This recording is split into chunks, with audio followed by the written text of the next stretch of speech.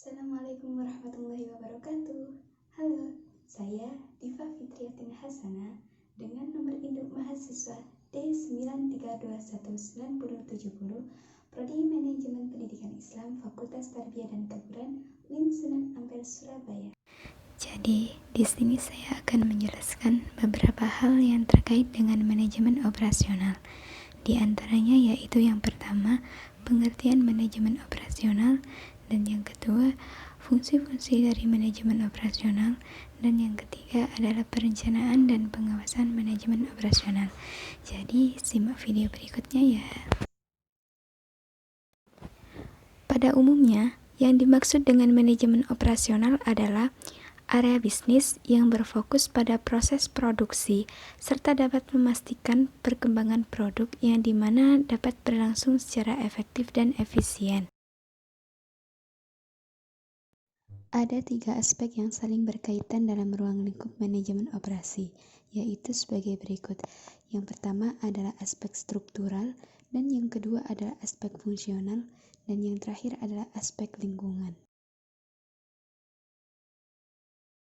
Kemudian yang selanjutnya adalah ada 4 fungsi penting dalam manajemen operasional, yaitu yang pertama, proses pengolahan, yaitu menyangkut metode dan teknik yang digunakan pengolahan faktor masukan atau yang disebut dengan input faktor.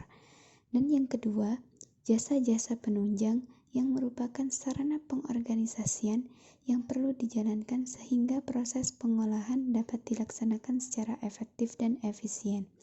Dan yang ketiga, perencanaan yang merupakan keterkaitan dan pengorganisasian dan kegiatan operasional yang akan dilaksanakan dalam satu kurun waktu atau periode tertentu.